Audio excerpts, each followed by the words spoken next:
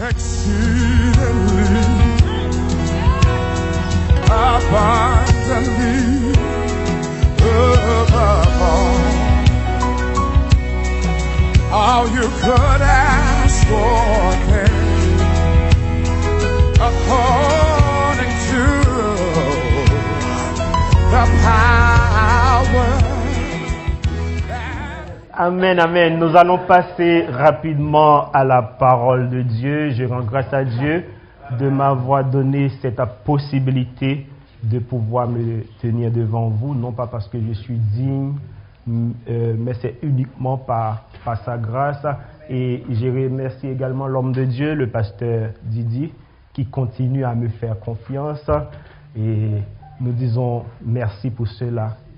Nous allons prendre rapidement la parole. Est-ce que tu peux afficher, s'il te plaît? Alors, nous lisons la parole de Dieu dans Genèse 22, le verset 1 à 14. Après ces choses, Dieu mit Abraham à l'épreuve et lui dit, Abraham, et il répondit, me voici. Dieu dit, prends ton fils, ton unique. Prends ton fils, ton unique, celui que tu aimes, Isaac, va-t'en au pays de Morija et là offre-le en holocauste sur l'une des montagnes que je te dirai. Verset 3. Abraham se leva de bon matin, sella son âne et prit avec lui 2 serviteurs et son fils Isaac. Il fendit du bois pour l'holocauste et partit pour aller au lieu que Dieu lui avait dit. Le 3e jour, Abraham, levant les yeux, vit le lieu de loin. Verset 5. Abraham dit à ses serviteurs, « Restez ici avec l'âne.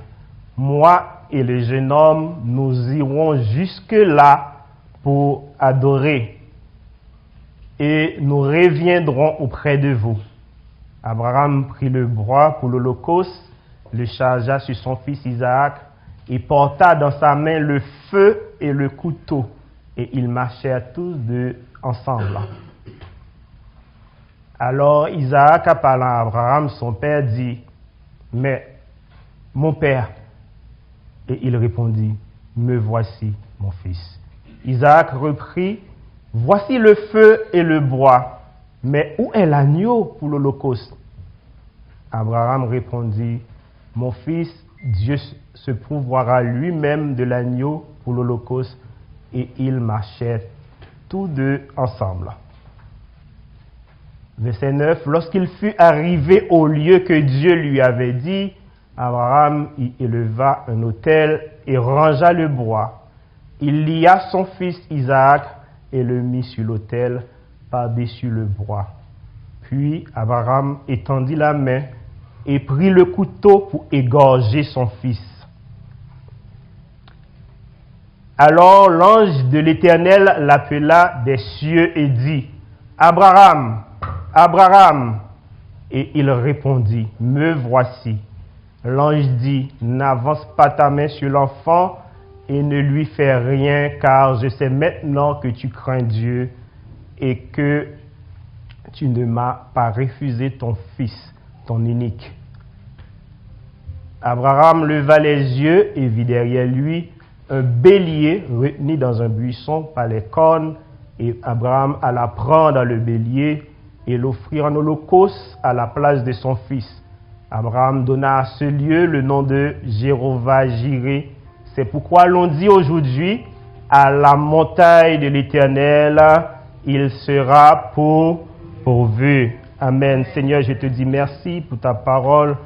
Veuillez bénir, Seigneur, ce passage et que ce passage soit pour l'édification et la transformation, Papa, de ton peuple. Que je sois complètement, Seigneur, débattu de la chair et que ton esprit prend toute la place, que ton esprit soumet les cœurs à l'écoute de ta parole, au nom puissant de Jésus. Alors, mes bien-aimés, comme d'habitude, nous donnons toujours un titre au message. Le titre du message de ce matin, c'est « Retournons à Morija, le lieu de la véritable adoration ». Ce matin, j'aimerais nous entretenir sur la véritable adoration, l'adoration authentique. Pourquoi? Parce que nous pouvons constater en ce moment que l'adoration a été déviée, l'adoration a été pervertie par certaines pratiques, par certaines églises. Oui, mes bien-aimés, il est douloureux de constater qu'en ces temps que nous vivons, l'adoration, pourtant qui devait nous lier avec Dieu, qui devait lier l'homme avec Dieu, tend à se dissoudre dans l'esthétique, dans le décor et les jeux de lumière. Si vous voyez, si vous allez dans certaines églises, vous allez voir, il y a tellement de lumière il y a tellement de jeux de lumière que tu ne sais pas s'ils sont en train d'adorer les jeux de lumière ou s'ils sont en train d'adorer Jésus lui-même. Donc l'adoration est souvent réduite à une expérience soit émotionnelle, soit sensationnelle, voire même superficielle, où tout semble soigneusement orchestré pour captiver les regards, pour captiver les yeux, pour stimuler nos sens et provoquer des frissons, mais où l'âme, où l'intérieur de l'homme demeure elle-même peu touchée.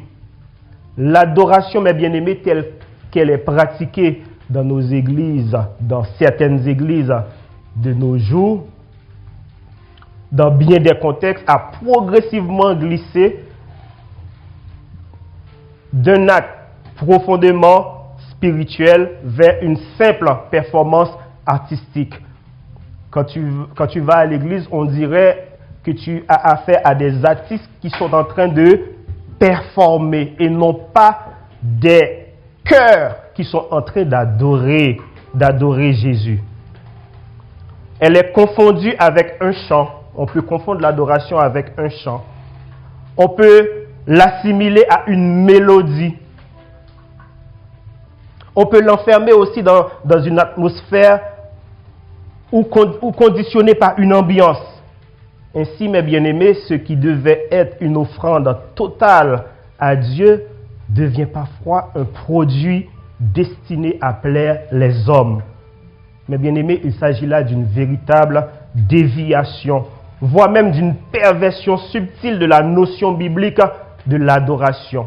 Parce qu'à la base, l'adoration n'est pas seulement un chant. L'adoration n'est pas seulement une ambiance. L'adoration n'est pas seulement une musique. Mais heureusement, mes bien-aimés, au milieu de ce constat, on va dire catastrophique, Dieu, lui, il n'a pas abandonné sa pédagogie de modélisation. Dieu agit toujours par modèle. Et tout ce que Dieu nous demande de faire, il nous laisse dans la Bible des traces, il nous laisse dans la Bible des modèles que nous pouvons répéter.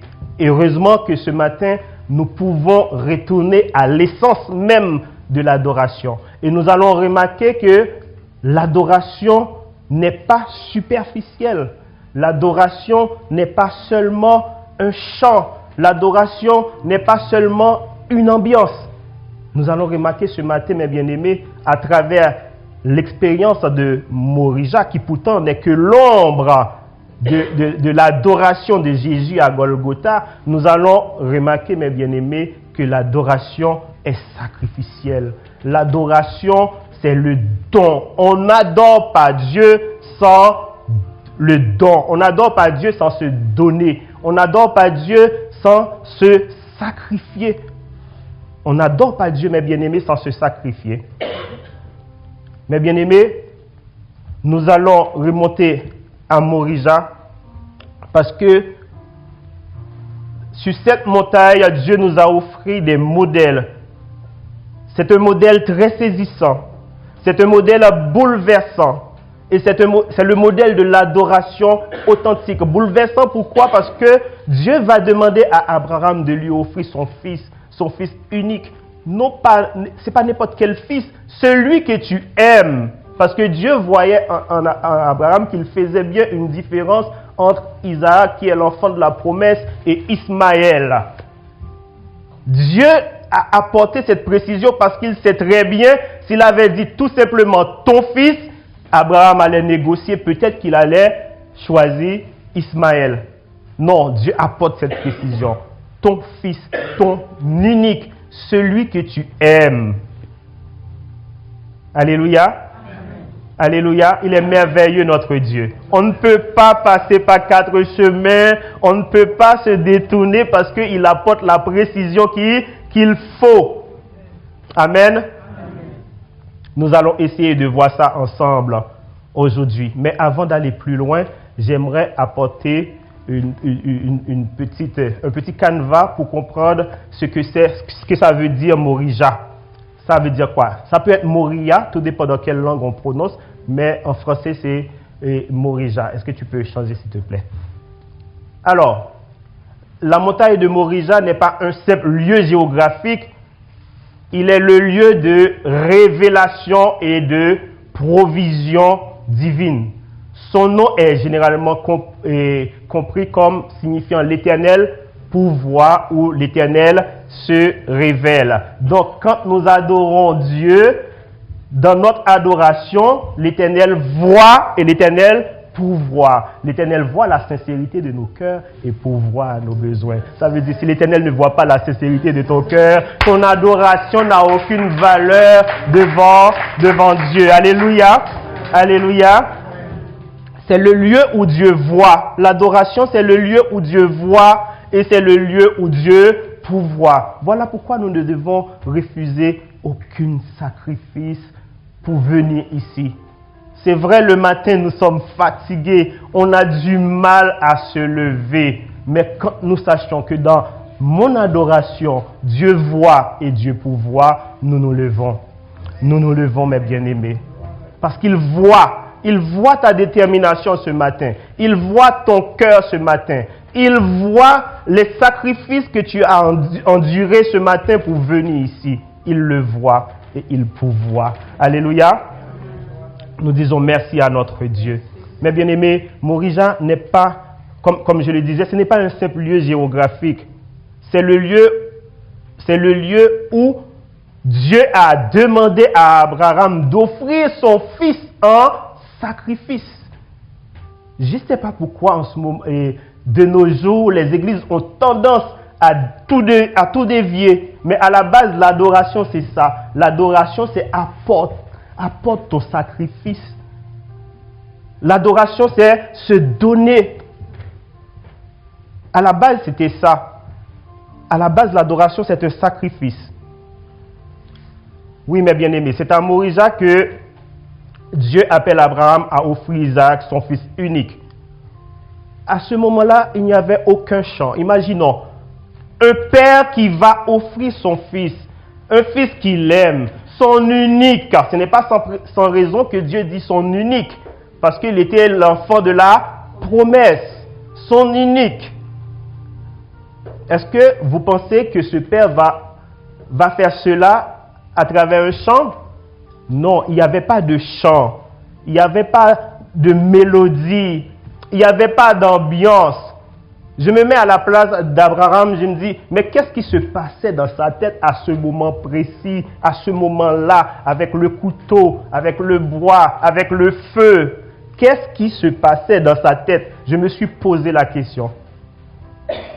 Non, mes bien-aimés, il n'y avait pas de chant. Il n'y avait pas d'ambiance. Il n'y avait pas de guitare. Aujourd'hui, on a du mal à adorer Dieu sans musique. Il n'y avait pas de musique. Il n'y avait pas de musique.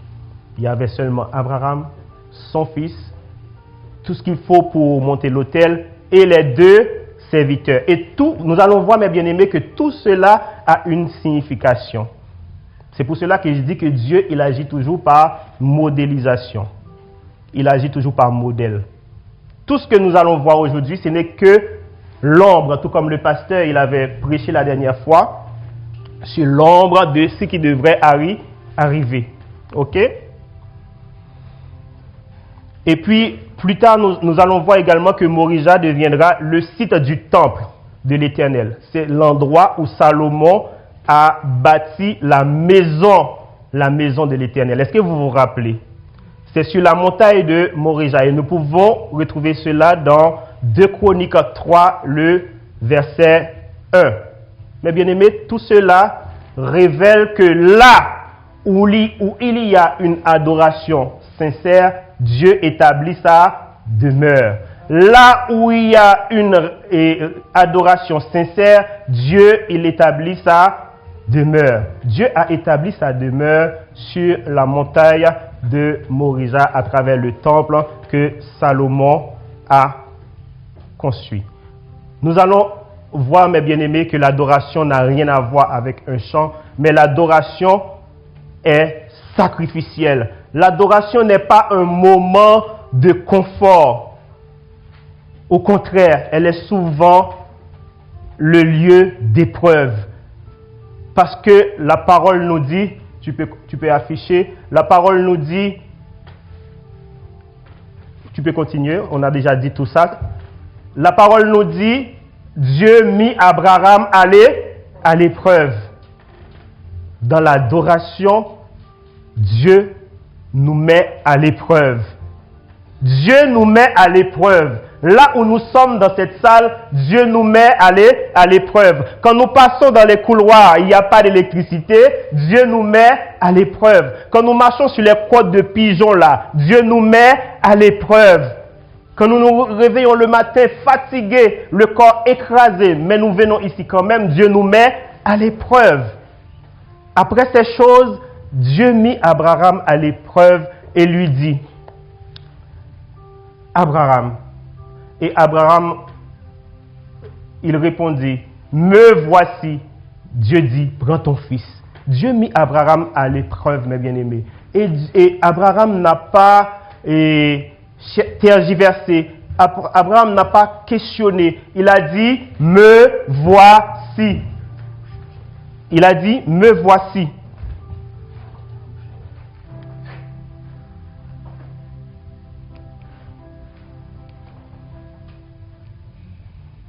Ok, Abraham, il a dit, me voici. Dieu nous met ce matin, mes bien-aimés, à l'épreuve. Quelle est notre réponse ce matin? Est-ce que nous allons faire comme Abraham ou nous allons encore poser des questions? Dans notre adoration, Dieu nous met à l'épreuve. Qu'est-ce que nous allons répondre ce matin? Est-ce que nous allons faire comme Abraham, dit Seigneur, me voici? Abraham n'a pas cherché à comprendre, il a dit Seigneur, me voici. Il n'a pas cherché à poser des questions, il a dit Seigneur, me voici. Il n'a pas cherché à négocier, pourtant il a l'habitude de négocier. Je me suis posé la question, mais pourquoi il n'a pas négocié cette fois-ci? Est-ce que vous vous rappelez de la séquence de Sodome et Gomorrhe? Il a négocié pour Sodome et Gomorrhe. Pourquoi cette fois-ci il n'a pas négocié? Non, mes bien-aimés, Abraham n'a pas cherché à négocier. Il a dit, Seigneur, me voici. Dans l'adoration, c'est ça, mes bien-aimés. C'est dit, Seigneur, me voici, je suis entièrement à toi. C'est vrai, j'ai des problèmes, mais là, je suis dans ta présence. Me voici, je suis entièrement à toi. Mon âme est entièrement dévouée à toi. Mon cœur est entièrement dévoué à toi. Voilà pourquoi quand nous sommes dans la présence de Dieu, mes bien-aimés, nous ne devons pas être partagés. Partagés entre nos problèmes et Dieu. Partagés entre nos soucis et Dieu. Partagés entre nos maladies et Dieu. Pourquoi? Parce que Dieu voit ta maladie. Dieu voit ta souffrance. Dieu voit les problèmes. Et il est le Dieu qui pourvoit. Il est capable d'envoyer une parole pour ta guérison. Donc, dans la présence de Dieu,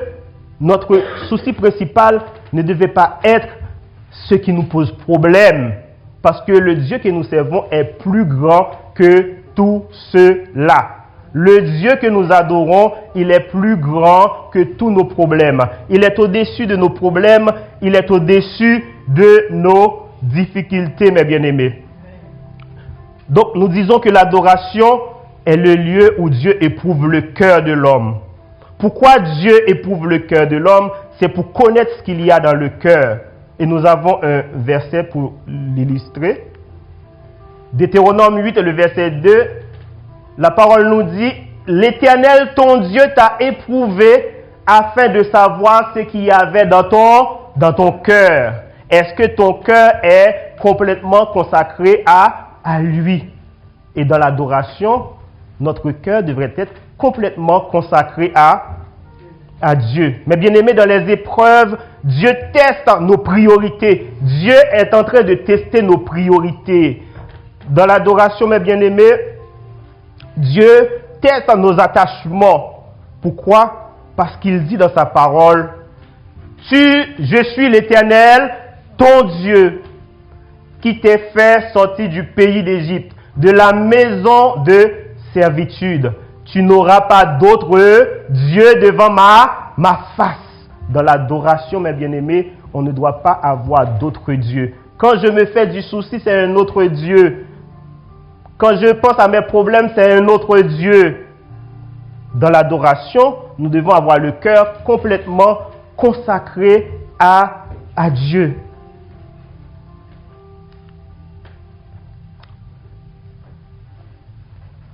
Amen. Et nous pouvons illustrer cela également à travers une autre parole qui n'est pas affichée, mais que nous avons retrouvée dans le livre de Matthieu, Matthieu 10, le verset 37. Il dit, « Celui qui aime son père ou sa mère plus que moi n'est pas digne de moi. Et celui qui aime son fils ou sa fille plus que moi n'est pas digne de moi. » Voilà pourquoi Dieu demande à Abraham son fils et son fils unique. Voilà pourquoi il demande son fils et son fils unique. Mes bien-aimés, il est important de savoir ce matin qu'on ne peut pas venir adorer Dieu sans le don. On ne peut pas venir adorer Dieu sans s'offrir soi-même. La vraie adoration commence quand Dieu, il devient plus précieux que nos bénédictions. La vraie adoration commence quand Dieu, il devient plus important que nos bénédictions. Ce n'est pas sans raison que Dieu demande à Isaac, parce qu'il sait très bien que l'homme est attaché au don. Or, dans l'adoration, il faut être attaché au donateur. À qui sommes-nous attachés ce matin? Au don ou au donateur? À la bénédiction ou à celui qui bénit? Alléluia. À qui sommes-nous attachés ce matin? Est-ce que nous sommes attachés à Isaac? Isaac peut représenter toutes sortes de choses. Isaac peut représenter nos bénédictions. Isaac peut représenter nos dons. Isaac peut représenter également ce dont nous ne pouvons pas nous séparer. Il y a des gens qui sont attachés à leur image. Ton image peut devenir une idole. Dieu veut nous séparer ce matin de ces idoles. Il y a des gens qui sont attachés à leur jeu. Dieu veut que nous descendons ce matin. Dis à ton frère, descends un peu. Descends un peu, descends un peu, descends un peu. Je ne suis rien. Je dois reconnaître, alléluia, je dois reconnaître que je ne suis rien. Je ne suis absolument rien. Je dois le reconnaître. Il y a des gens qui sont attachés à leur jeu. Il y a des gens qui sont attachés à leur moi. C'est qui ton Isaac ce matin? C'est le moi je suis? C'est qui ton Isaac ce matin? C'est la maison que tu as? C'est qui ton Isaac ce matin? Ce sont les enfants que tu as? C'est qui ton Isaac ce matin? Dieu nous demande de nous séparer de nos Isaacs. Dieu nous demande de descendre un peu parce qu'il veut monter sur le trône. Il veut monter sur le trône ce matin. Dieu veut diriger ta vie ce matin. Et l'adoration, c'est exactement ça. L'adoration, c'est se prosterner devant l'autorité de Dieu. C'est se prosterner devant la face de Dieu. Dieu veut diriger nos vies ce matin. Il veut monter sur le trône. Il veut régner en maître et seigneur. Qu'est-ce qui nous empêche d'entrer dans cette dimension? Qu'est-ce qui nous empêche d'arriver à cette dimension d'adoration? Ce sont nos Isaacs. nous devons nous débarrasser de nos Isaac. Nous devons descendre un peu.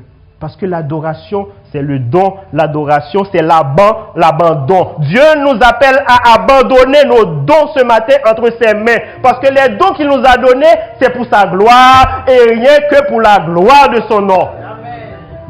Ce n'est pas sans raison que dans le mot abandon, il y a don.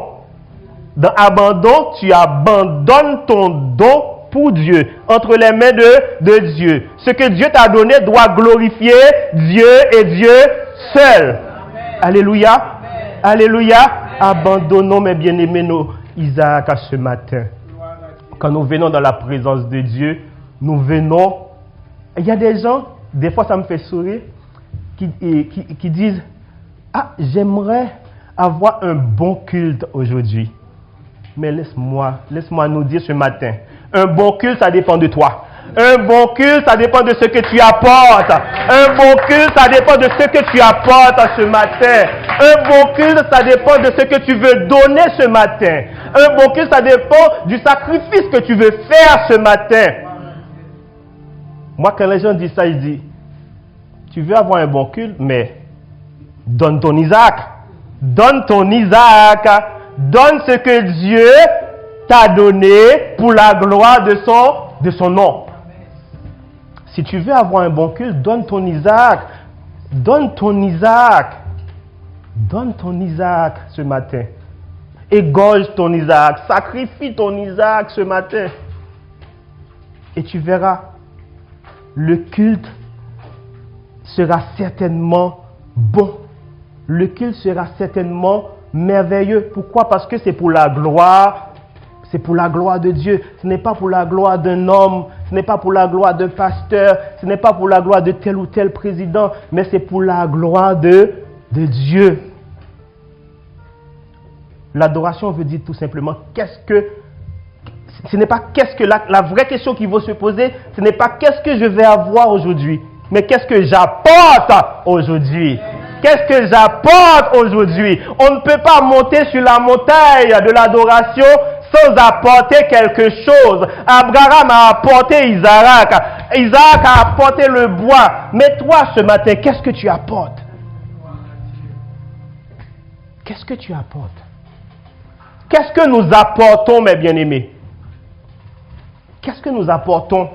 Est-ce que ce que nous apportons est agréable devant Dieu? Est-ce que ce que nous apportons dégage un parfum de bonne odeur ce matin?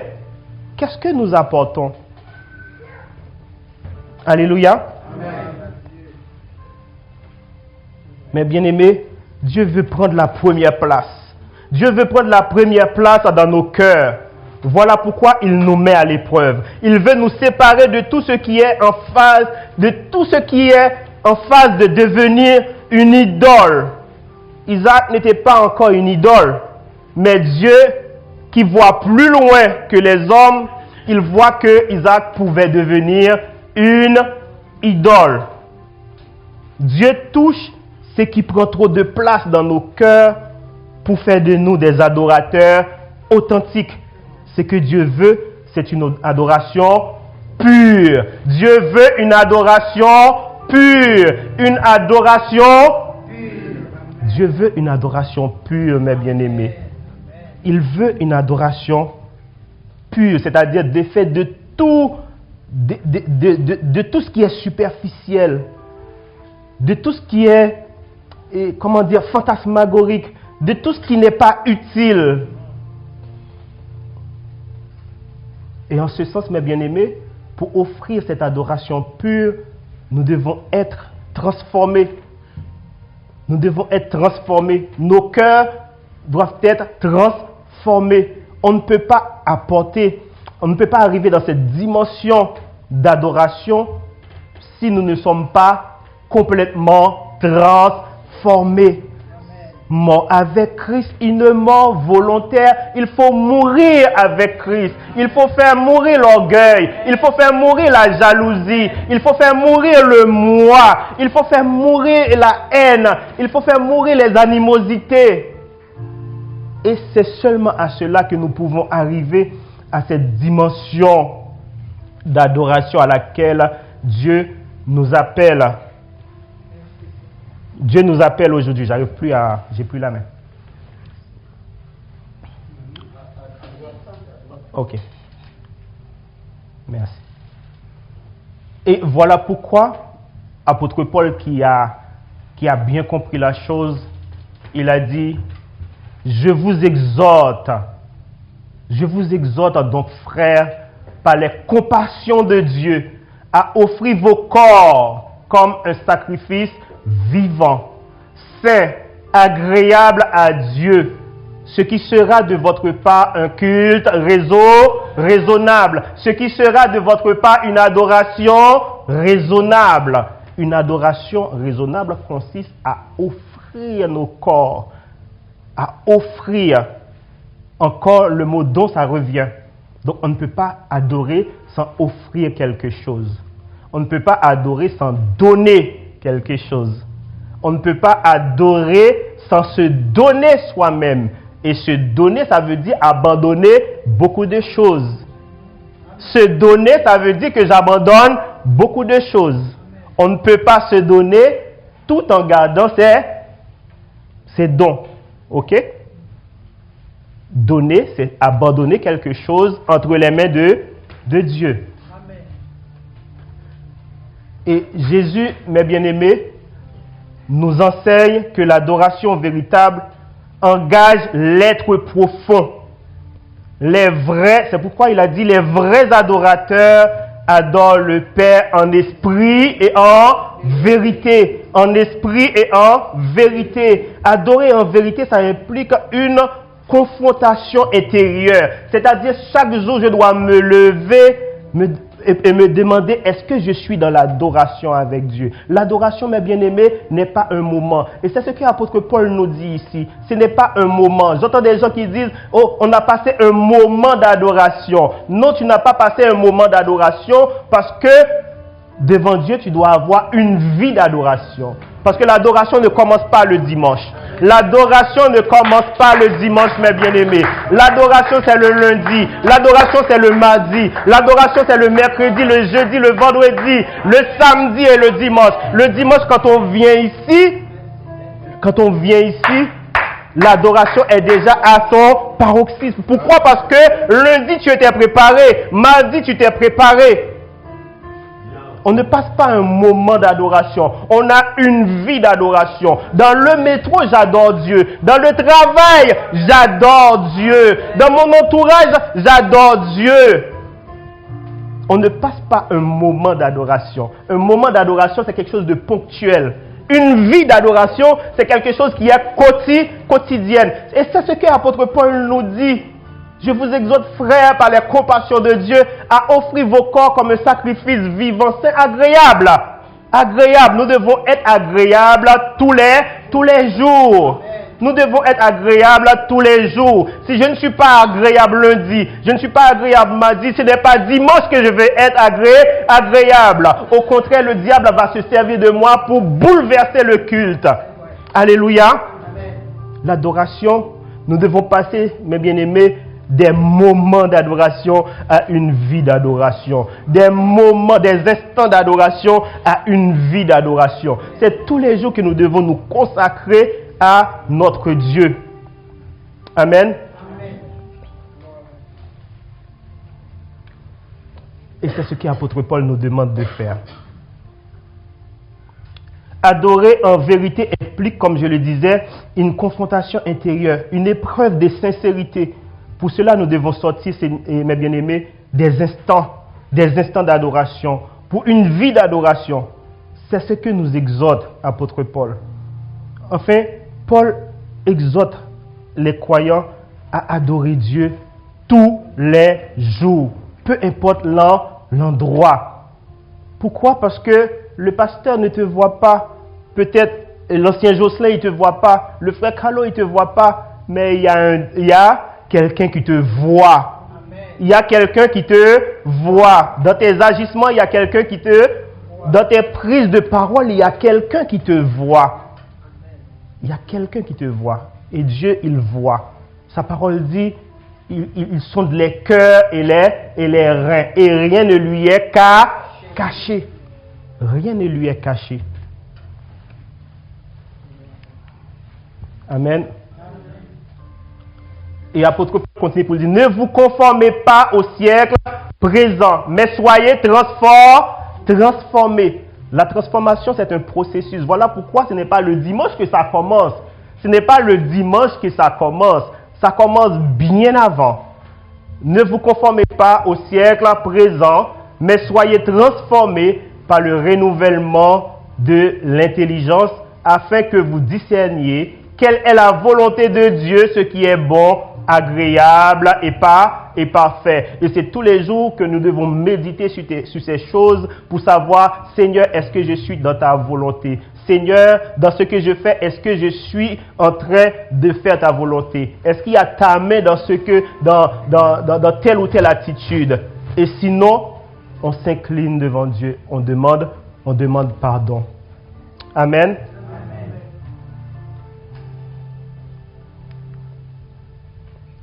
Le deuxième point que j'aimerais voir avec vous, c'est la question de l'obéissance. Nous avons vu l'adoration comme sacrifice. Ok? L'adoration comme sacrifice.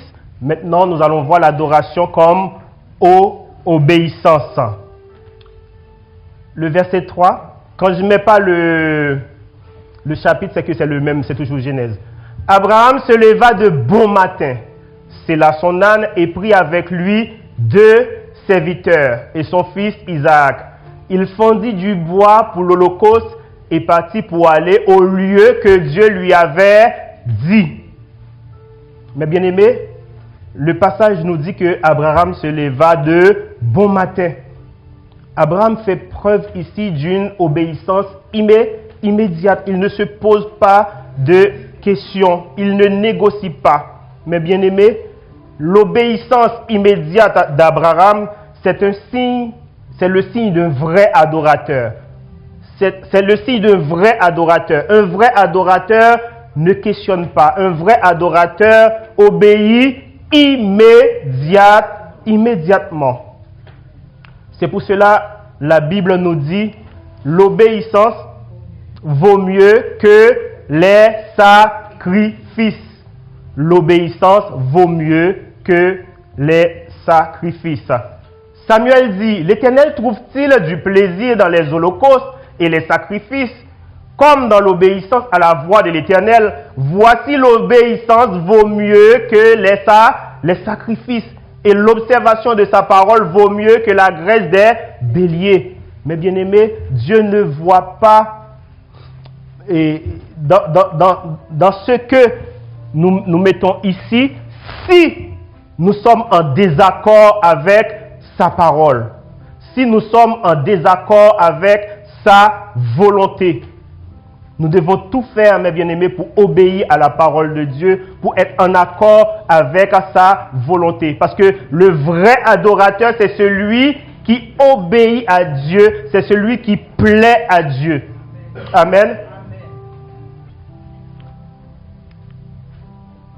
Et dans Jean 14, le verset 15, la parole nous dit, « Si vous m'aimez, gardez mes commandements. » Si vous m'aimez, gardez mes commandements. On aurait pu remplacer aimer ici par le verbe adorer. Si vous voulez m'adorer, gardez mes commandements. Autrement dit, on ne peut pas adorer Dieu sans les commandements de Dieu. Et l'obéissance en fait partie. Obéis sans comprendre. Obéis sans comprendre. On n'a pas besoin de comprendre. Abraham n'a pas cherché à comprendre. Il a tout simplement obéi. Garder ses commandements, mes bien-aimés, c'est obéir à sa parole. C'est faire sa volonté. Voilà pourquoi l'adoration n'est pas un simple sentiment, mais c'est une action. L'adoration, ce n'est pas un sentiment, c'est une action. Abraham a fait action d'obéir. Il s'est levé tôt le matin. Il s'est levé de bon matin. Et voilà pourquoi Jacques va nous dire que la foi sans les œuvres, c'est une foi morte. Si je dis que j'adore Dieu et je ne suis incapable d'obéir avec sa parole, ma foi devient une foi morte. Parce que il y a une parole qui dit, et acta, en latin acta non verba. Si tu dis une parole, il faut passer à l'action. La foi sans les œuvres est une foi morte. Mais bien aimé, Dieu est en train de nous tester ce matin. Il est en train de voir jusqu'où nous pouvons aller dans l'adoration. N'oubliez pas, Abraham a dit à ses serviteurs, attendez ici, et moi j'irai jusque là. Est-ce que là, il y a une précision? Est-ce qu'il y a une précision qui est apportée dans cette parole? Non! Pourquoi il n'y a pas de précision qui est apportée dans cette parole? Parce que nous servons un Dieu infini. Un Dieu qui n'est limité ni dans le temps, ni dans l'espace. Jusqu'où ce matin nous pouvons arriver dans notre adoration. Abraham disait, j'irai jusque là. Mais toi, il s'agit de toi ce matin. Jusqu'où tu peux arriver dans ton adoration. Est-ce que tu peux arriver à cette dimension où Isaac ne veut plus rien dire pour toi? Est-ce que tu peux arriver à cette dimension où le moi ne veut plus rien dire? Est-ce que tu peux arriver à cette dimension où le je ne veut plus rien dire et que tu t'abandonnes complètement entre les mains de Dieu et que Dieu façonne ta vie comme il veut ce matin? Est-ce que nous pouvons nous livrer complètement ce matin? Est-ce que nous pouvons arriver à une dimension où nous ne nous inquiétons plus pour nos problèmes, nos difficultés? Est-ce que nous pouvons arriver à cette dimension où nous disons tout simplement à Dieu, fais ce que tu veux, fais ce que tu veux, fais ce que tu veux de ma vie, fais ce que tu veux de moi, fais ce que tu veux de ce que tu m'as donné. Fais ce que tu veux, sous le trône, fais ce que tu veux. Là-haut dans les cieux, sur ton trône, fais ce que tu... Par cette raison, j'ai besoin de toi. Par cette raison, j'ai besoin de toi. Fais ce que tu veux. Sur ton trône, fais ce que tu veux. Là-haut dans les cieux. Est-ce que nous pouvons nous mettre debout et dire à Dieu, fais ce que tu veux de moi. Fais ce que tu veux de moi, Seigneur. Fais ce que tu veux. Fais comme tu veux. Fais comme tu veux. Sur ton trône, fais comme tu veux. Là-haut dans les cieux. Là-haut dans les cieux. Sur ton trône, fais comme tu veux. Oh, pour ma famille, Fais comme tu veux. Oh, pour ma vie, Fais comme tu veux. Oh, pour mon église, Fais comme tu veux. Oh, fais comme tu veux. Fais comme tu veux. Sur ton trône, fais comme tu veux. Oh, là-haut dans les cieux, Là-haut dans les cieux. Sur ton trône, fais comme tu veux. oh, fais comme tu veux. Fais comme tu veux. Sur ton trône, fais comme tu veux. Amen, Oh, amen. là-haut dans les cieux, Là-haut dans les cieux, sur ton trône, sois comme tu veux. Amen, amen. Je vois que vous êtes des êtres intelligents. À un certain moment dans la vie, il faut arriver à cette dimension où tu lâches prise. Il faut lâcher prise. Dieu nous demande de lâcher prise ce matin parce qu'il veut diriger nos vies. Vous pouvez vous asseoir. Il veut diriger nos vies, mes bien-aimés. Il faut arriver à un moment où nous disons à Dieu, fais comme tu veux. Fais comme tu veux. Je me souviens, il n'y a pas si longtemps, quand mon père il est décédé, et avant, il y avait d'autres épreuves, il y avait déjà des épreuves. Ma famille a été expulsée dans la rue, donc on s'est débrouillé pour les reloger. Entre-temps, mon beau-frère, il est décédé. Même j'étais dans un moment émotionnel, mais lamentable. Au même moment, dans 6 mois, même pas, mon père, il est décédé. Et quand mon père, il est décédé, je suis arrivé à un moment, je dis, mais Seigneur, qu'est-ce qui se passe? Et sa réponse était, adore-moi, adore-moi, adore-moi. Et je n'avais pas de chant.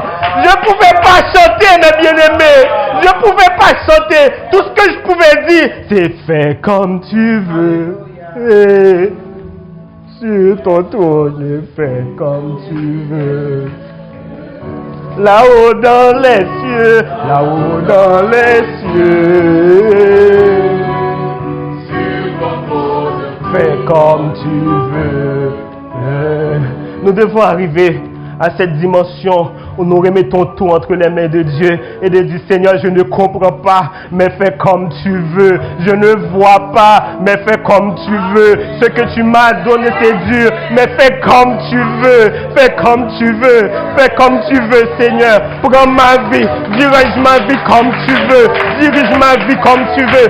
Dirige ma vie comme tu veux. Parce que je ne suis plus moi-même. Ce n'est plus moi qui vis, mais c'est Christ qui vit en moi. Oh, ma vie est dédiée complètement à toi. Mon cœur est dédié complètement à toi. Mais bien aimés, nous devons arriver dans cette dimension. Nous devons arriver à cette dimension. Parce que c'est à cette dimension d'adoration que Dieu voit et il pourvoit. Nous devons arriver sur cette montagne de Morisha qui est symbolique. Arriver à cette dimension où nous disons à Dieu, fais comme tu veux, Seigneur. Papa, je ne vois pas, fais comme tu veux. Papa, il y a cette maladie qui me guette, qui m'écrase tous les jours. Je ne comprends pas, mais fais comme tu veux. Pourquoi? Parce que tu es le souverain des souverains. Tu es le Dieu des dieux. Et je ne vais pas cesser de t'adorer. Je ne vais pas cesser de t'adorer. Parce que mon adoration n'est pas une adoration circonstancielle. Mon adoration n'est pas une adoration circonstancielle. Mon adoration n'est pas une adoration transactionnelle. Je ne suis pas dans une relation transactionnelle, mais je suis dans une relation d'adoration. Je t'adore pour ce que tu es. Je t'adore pour ce que tu es. Je t'adore pour ce que tu es. Je t'adore parce que tu es Dieu. Alléluia. Alléluia. Je t'adore parce que tu es Dieu. Je t'adore parce que tu es Dieu. Mais bien aimé, l'adoration nous demande de sortir d'une relation transactionnelle. Nous ne sommes pas, Dieu n'est pas, comment expliquer ça? Dieu n'est pas une banque où nous venons, nous faisons non, nous ne sommes pas dans cette relation-là. Dieu nous demande ce matin d'aller plus haut. Augmente la dimension. Augmentons la dimension, mes bien-aimés. Augmentons la dimension, mes bien-aimés. Nous sommes dans une relation. Nous sommes dans une relation d'adoration. Une relation d'adoration, ça veut dire quoi? Mon cœur est complètement soumis. Mon cœur est complètement abandonné entre les mains de Dieu. Et c'est ce que Dieu nous demande ce matin. Il nous demande nos cœurs. Il nous demande nos cœurs. Et entièrement. Mais bien aimé, à ce moment-là, j'avais pas de chant. J'avais pas de chant. Il y a ce chant qui me vient comme par hasard. Merci par cette raison, parce que c'est lui qui a introduit ce chant. En pleurant, j'ai dit, comme tu veux. J'étais comme ça. Ma femme peut en témoigner. Comme tu veux. J'étais comme ça, mes bien-aimés. Mais comment tu peux me demander de t'adorer dans ce moment-là? Il voulait me tester.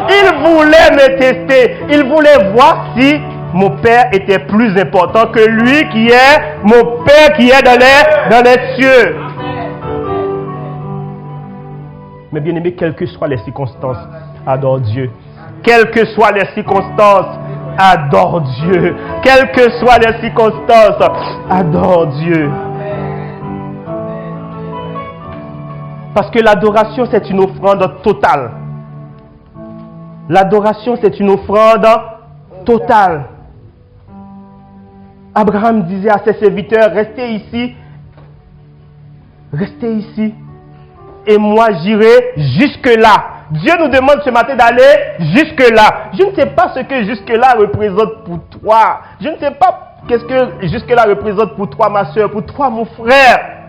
Mais Dieu nous demande ce matin d'aller jusque-là. C'est-à-dire à la dimension d'abandonner nos Isaac. Amen. L'adoration, mes bien-aimés, c'est une offrande volontaire. Nous devons nous offrir totalement à Dieu.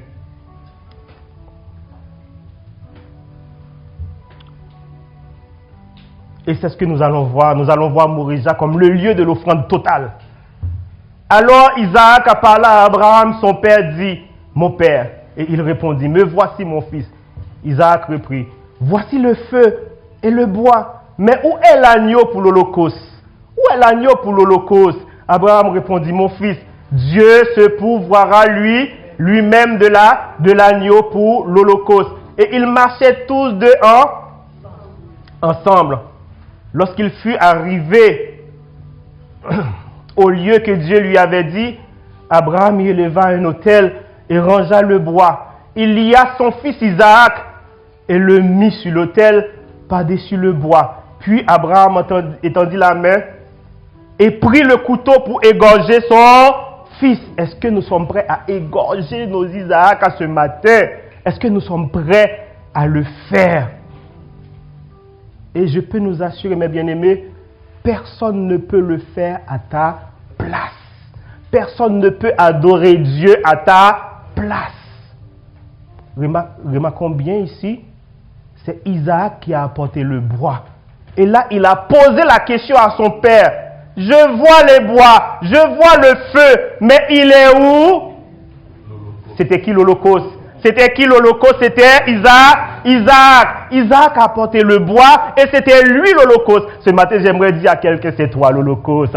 C'est toi qui dois apporter le bois. C'est pour cela que Jésus nous dit, si quelqu'un veut me suivre, qu'il se charge de sa croix. Je ne peux pas porter ta croix. Je ne peux pas adorer Dieu à ta place. Il y a des choses que je peux faire. Il y a des choses que le groupe de louange peut faire.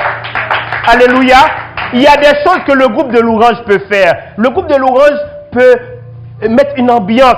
Mais la vraie adoration, c'est toi. Parce que c'est toi qui dois apporter le bois. C'est toi qui dois apporter le bois. Il y a des gens qui disent, et voilà, j'aimerais que le feu s'allume ici. Mais je peux vous assurer, le feu ne peut pas s'allumer ici si toi tu n'apportes pas le bois. Apporte déjà le bois. Apporte déjà le bois et le feu. C'est le bois de ma sœur Adassa, plus le bois de ma sœur Virginie, plus le bois de ma sœur Yolande, plus le bois de tout le monde. Et là, on va allumer le feu. On va allumer le feu et on va exposer nos cœurs en sacrifice. Et de ce sacrifice, ça va dégager un parfum de bonne odeur. Pourquoi? Parce que je suis sincère avec mon frère, je suis sincère avec ma sœur. Alléluia. Ça va dégager un parfum de bonne odeur. Apporte ton bois.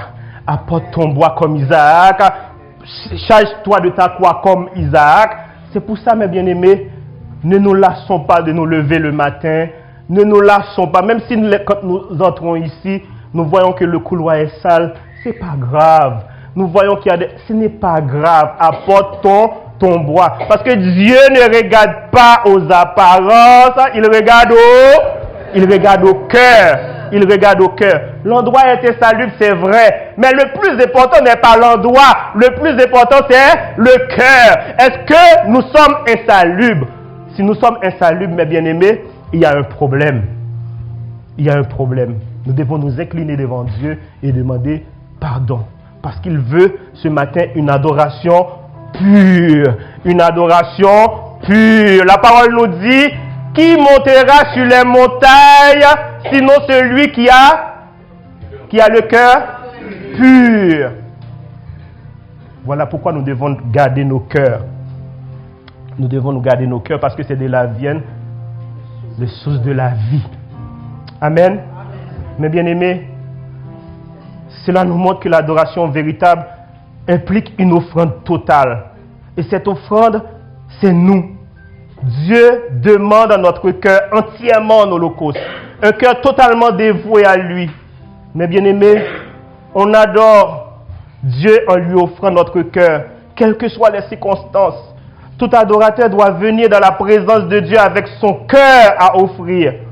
Si ton adoration ne te coûte rien, ça ne vaut rien. David disait, je ne donnerai rien à l'Éternel qui ne me coûte quelque chose. Ton adoration doit te coûter quelque chose.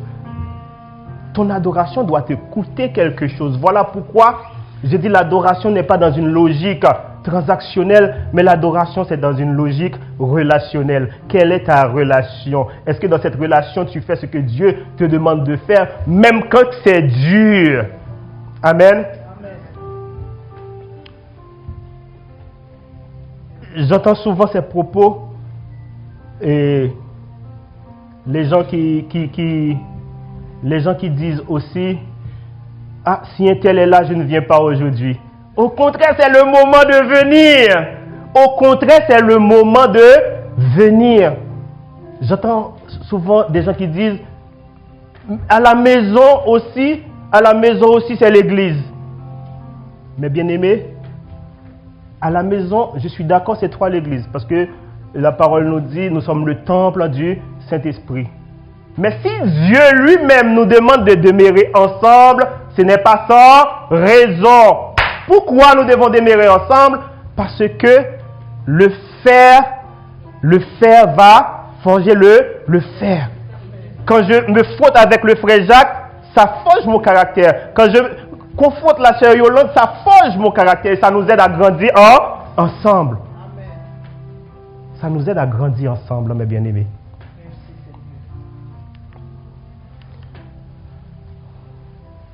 Et voilà pourquoi Dieu ce matin, il nous demande notre cœur. Mon fils, donne-moi ton cœur. Donne-moi ton cœur et que tes yeux se plaisent dans mes voies.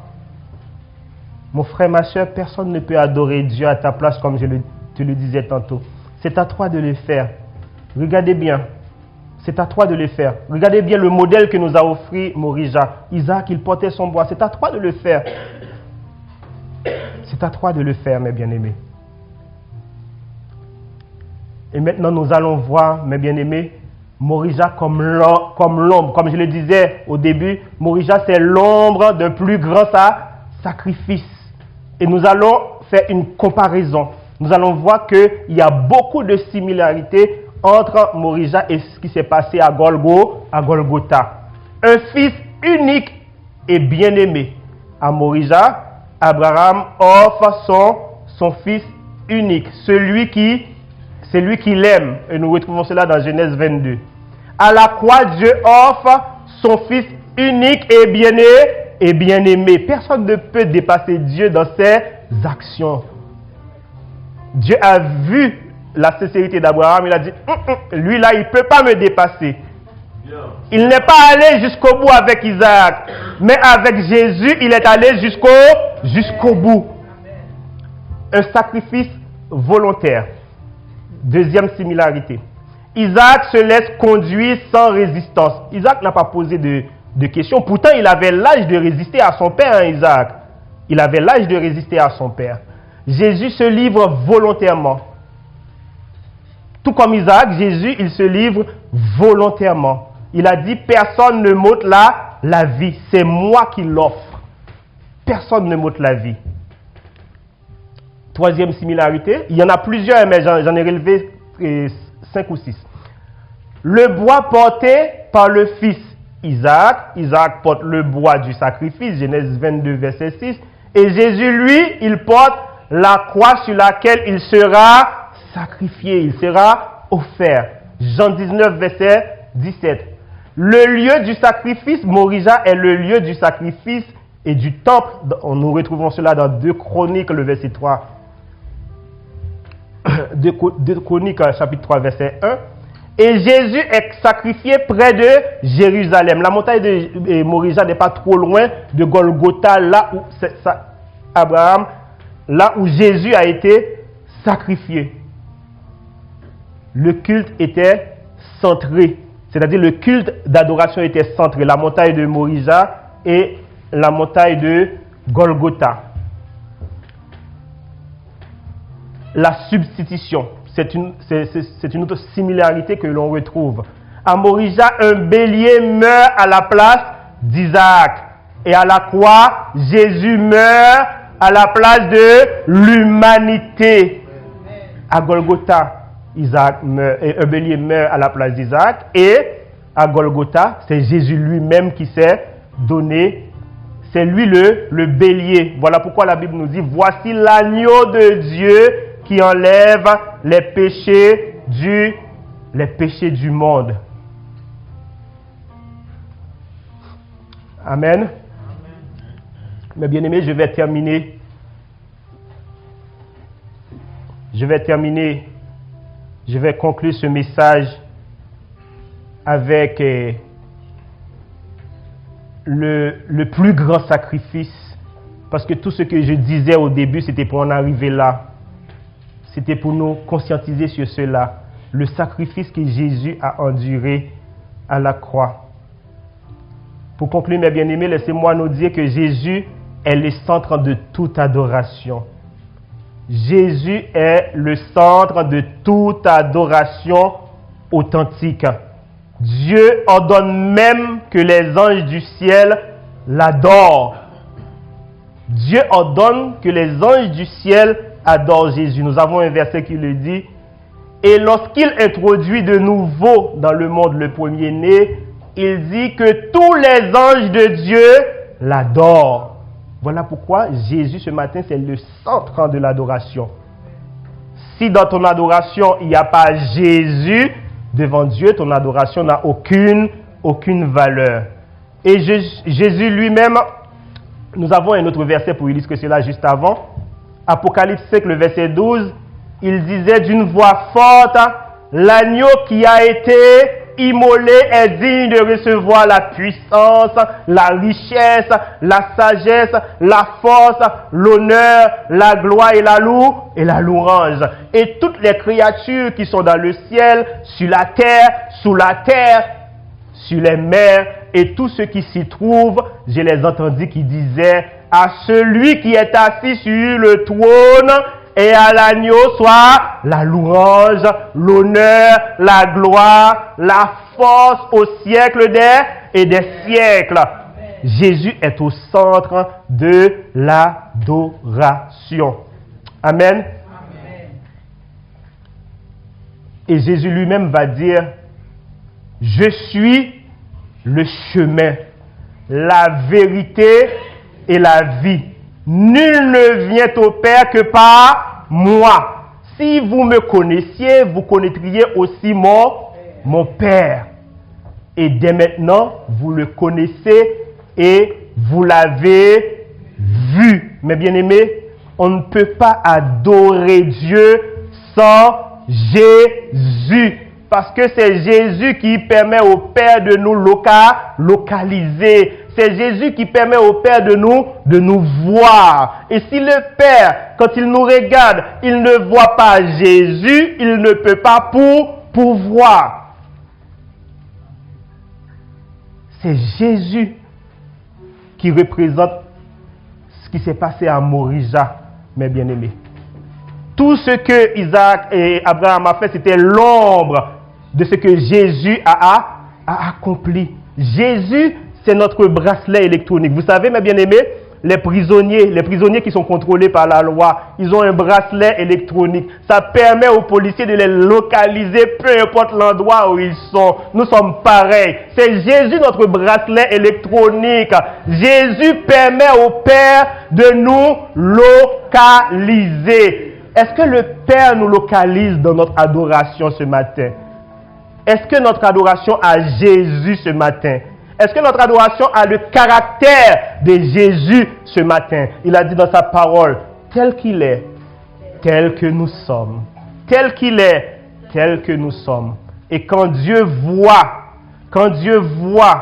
Jésus dans notre adoration, il pourvoit. Que ton adoration fait bouger le ciel ce matin. Que ton adoration fait bouger le ciel ce matin. Parce que là où l'adoration est vraie, le ciel bouge. Là où l'adoration est vraie, le ciel se manifeste. Que ton adoration fasse bouger le ciel ce matin. Que ton adoration fasse palpiter le cœur de Dieu ce matin. Que Dieu nous bénisse, mes bien-aimés.